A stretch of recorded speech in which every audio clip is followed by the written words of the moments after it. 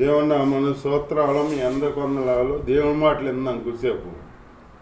బైబిల్లో ఎస్తేరు గ్రంథంలో రాజు ఉన్నాడు, అహస్రాయగు రాజు. ఆ రాజు భార్య బదులు ఆ భార్యను పంపేసి రాణిని మళ్ళీ వస్తీకి బదులు రాణిని ఎంచుకోవటానికి స్వయంవరం ప్రకటించారన్నమాట. ప్రకటిస్తే కన్నికలందరూ వచ్చారు. ఈ కన్నికలందరికీ ఒక ఆయన ఉన్నాడు, ఏగే అని ఒక ఆయన ఉన్నాడు. ఆయన సిద్ధపడతాడు అన్నమాట. ఆయన సిద్ధపడతాడు. రాజుకి ఎలా ఉండాలో ఈ ఏగేకి తెలుసు.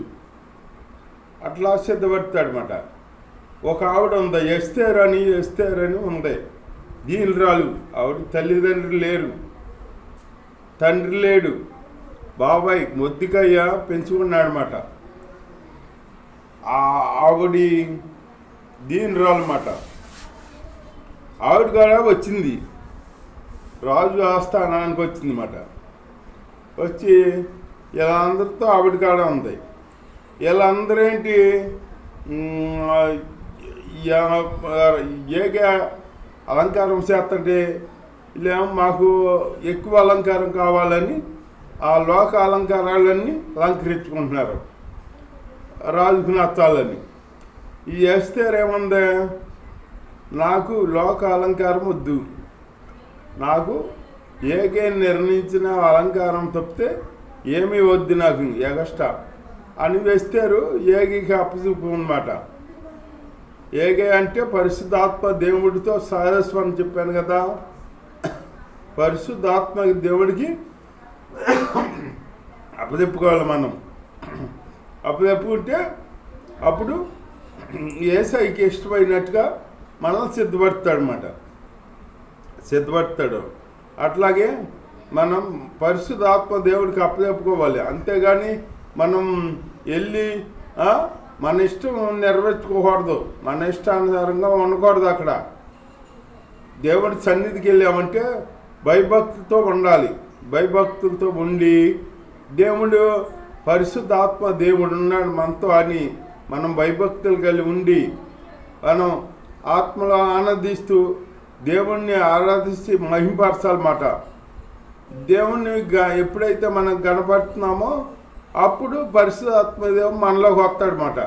మనలోకి వచ్చి ఆత్మలో ఆనందిస్తామన్నమాట. అట్లాంటి అనుభవం ఉంటుంది. అట్లాంటి అనుభవంలో మనం సాగాలి.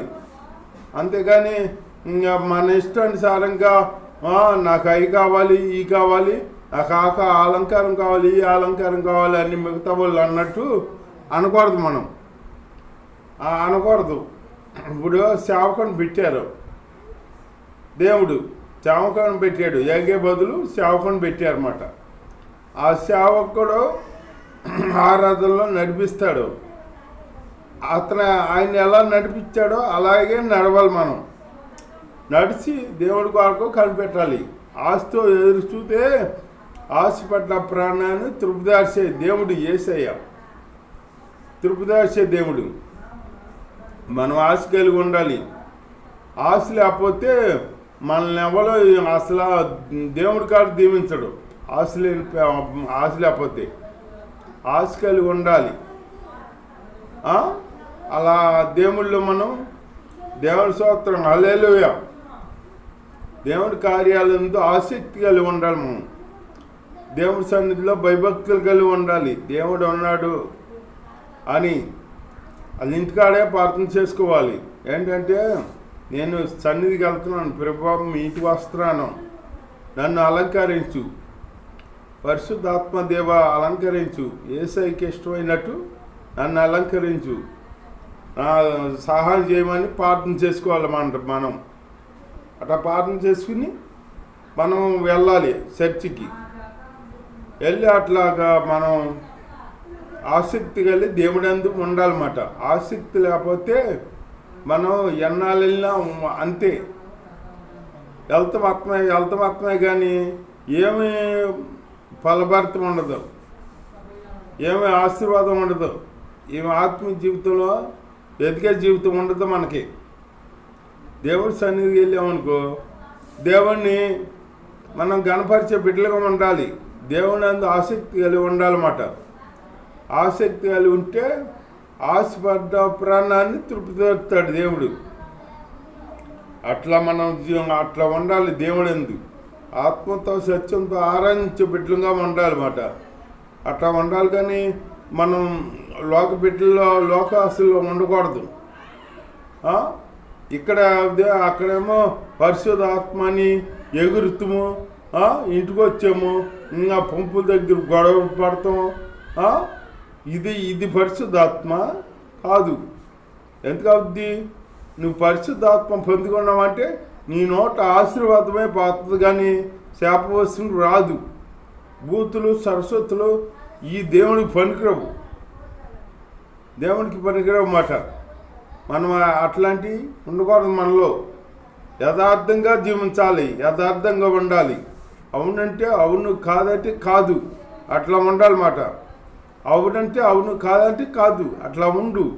దానికి మించి ఏదన్నా వచ్చిందా అది అపవాది నుంచే వచ్చింది అంటున్నాడు దేవుడు. అట్లా మనం ఎక్స్ట్రా చేయకూడదు అన్నమాట. మనం దేవునందు భయభక్తులు కలిగి ఆయన్ని మనలో నింపుకునే మనం ఆయన మనలోకి వస్తాడు. మనం అంత ఆసక్తిగా ఉండాలన్నమాట. ఆసక్తి లేకపోతే రాడు. ఇప్పుడు నువ్వు ఆకలి కొని ఉంటే కదా నీకు ఆహారం పెట్టేది. నువ్వు ఆకలి కొని లేకపోతే నీకు ఆహారం ఎందుకు వేస్ట్. ఇంకా అట్లాగే ఆశ కలిగి మనం దేవుణ్ణి కనపరుచుకోవాలన్నమాట. ఆయన అందు ఆశ కలిగి ఉండాలి. అట్లాగా ఉంటే దేవుడికి ఇష్టంగా ఉంటామన్నమాట. ఇక్కడ యేసయ్య ఏగి ఏం చేశాడు? వేస్తే రాణ్ణి ఆయన అలంకరించాడు. ఏగే అలంకరించాడు. ఎగస్ట అలంకారం నాకు వద్దు అంది. ఎగస్ట అలంకారం అందరూ ఆళ్ళీళ్ళు అందరూ చేసుకుంటున్నారు అలంకారాలు. ఎగస్ట అలంకారం చేసుకుంటున్నారు. వేస్తే రానందే ఏగే నియమించిన అలంకారమే నాకు తప్ప ఇంకేం వద్దు ఆనందమట. అట్లాగే మనం పరిశుద్ధాత్మ దేవుడికి అప్పజెప్పుకోవాలి. అప్పజెప్పుకుని దేవుళ్ళో మనం జీవించాలన్నమాట. దేవుడికి ఇష్టంగా అప్పుడు పరిశుద్ధాత్మ దేవుడికి అప్పజెప్పుకుంటే యేసయ్యకి ఎలా ఉండాలో ఆయన తెలుసు కాబట్టి ఆయన మనల్ని సిద్ధపడతాడనమాట. అట్లా సిద్ధపడి ఉండాలి, ఆసక్తి కలిగి ఉండాలి. అంతేకాని రాత్రి చెప్పాను చూడు, 5 కణుకులు బుద్ధి లేని కణుకులు ఉన్నారని. ఆ బుద్ధి లేని కణుకులు లాగా ఉండకూడదు. మనం బుద్ధి కలిగిన కణుకులు లాగా ఉండాలి. దేవుడిని ఎదుర్కొనే కణుకులాగా ఉండాలన్నమాట. అట్లాంటి జీవితం మనలో ఉండాలి. అట్లాంటి జీవితం జీవిస్తూ దేవుడు ఎందు ఆసక్తి కలిగి ఉందాం. దేవుణ్ణి గణపరుద్దాం. దేవుడి సన్నిధికి వెళ్తామంటే మనం అంతకంతకే అభివృద్ధి చెందాలి. మన ఇంటి పక్క వాళ్ళే చెప్పుకోవాలన్నమాట. ఏంటి అంత క్రితం ఒకలాగా ఉండేవాడు, దేవుడి చర్చికి వెళ్ళాక మారిపోయాడు, అసలు నిదానం అయిపోయాడు అని చెప్పుకోవాలి. అట్లాంటి సాక్ష్యం పొందుకోవాలి మనం. అంతేగాని మనం ఎవరైనా చూసి అమ్మ వస్తున్నారా ఎలమట్లు నోరెడితే మనం గెలవలేము అన్నట్టుగా ఉండకూడదు. మనం అన్నట్టుగా ఉండకూడదు అన్నమాట. ఒక ఆవిడ అట్లాగే దేవుడి సన్నిధికి టైం ప్రకారం టైం దాటుకొని వెళ్ళిపోద్ది అన్నమాట. టైం దాటుకొని వెళ్ళిపోయి చక్కగా ప్రార్థనలో పాల్గొంది, పాటలు పాడుద్ది, అన్నీ పాడుద్ది, పరిచయం చేద్ది, అన్నీ చేద్ది. అన్నీ చేద్దు. కానీ ఇంటికి వచ్చేటప్పటికి భర్తనే చూడదు. భర్త బండి పెడతాం కానీ పిల్లల్ని చూడటం కానీ ఇవి ఉండవు. అక్కడైతే గట్టిగా మాట్లాడుతుంది, పాట ఆడుతుందన్నమాట. ఇతను కనపడితే ఒకసారి పాస్టర్ గారికి ఎప్పుడు చెబుతుంది, నా భర్త గురించి ప్రార్థన చేయండి, నా భర్త గురించి ప్రార్థన చేయండి అని చెబుతుందన్నమాట. భర్త గురించి ప్రార్థన చేయమంటే అదే శాదములే అమ్మ, దేవుడు కార్యం చేస్తాడు అని అంటున్నాడు సేవకుడు. ఒకసారి అటు వెళ్తుండగా సేవకుడు కార్యాసి వెళ్తుండగా ఒకసారి వాళ్ళ భర్త తగిలేదప్పటికి సర్లే అడుగుదామా వద్దా అని సర్లే అని దగ్గరికి వెళ్ళి అడిగాడు అనమాట. అడిగేటప్పటికి పాస్టర్ గారు, అయ్యా మీ మీ భార్య పిల్లలు అందరూ వస్తున్నారు కదా చర్చికి, నువ్వు కాడ వస్తే బాగుంటుంది కదా అని అడిగాడనమాట. అడిగితే పాస్టర్ గారు, మా మా ఆవిడ వస్తుంది భక్తిగా ఉంటుంది అనుకుంటున్నారు మీరు, నేను ఎందుకు రావట్లేదంటే ఆవిడ ప్రవర్తన చూసి నేను రావట్లా. ఆవిడ ప్రవర్తన ఎట్లా ఉంటుందంటే గడ్డుగా ఉంటుంది ఇంట్లో.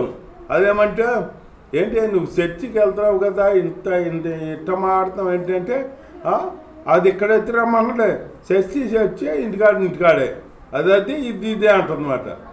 అదే అంటే ఇదే అంట.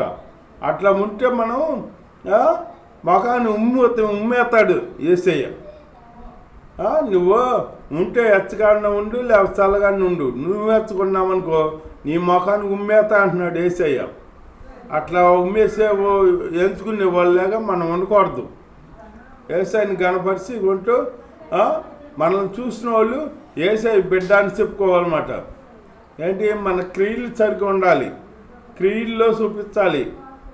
కొందరు అంటారు నాలో అంత భక్తి ఉంది, ఇంత భక్తి ఉంది, దేవుని యేసయ్య అంటే నాకు ఎంత ప్రాణం, ఎంతో ఇది అని చెబుతారు. కానీ వాళ్ళ క్రియలు సరి ఉండవు. ఇంటికి వెళ్తే ఒక ఆకు ఉండదు, ఒక పాగ్నం ఉండదు, ఏముండదు.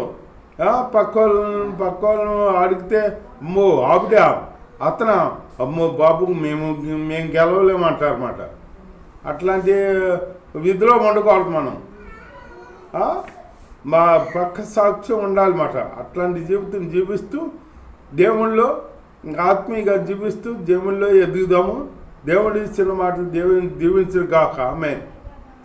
స్తోత్రం. నాయన మీలో ఎలా ఉండాలో తెలియపరిచి మా దేవాన్ని స్తోత్రం. ఆ రీతిగా నాయన ఉంటూ నాయన మిమ్మల్ని గణపరుచుకుంటూ మహిమపరుచుకుంటూ మీ ఆత్మలో ఆనందిస్తూ మీరు అక్కడ సిద్ధపడే జీవితాలు నాకు దయచేసి కాపాడు సహాయం చేయమని ఏ శ్రమలో ప్రార్థన చేశాడు కొట్టుకున్నాం పరమ తండ్రి.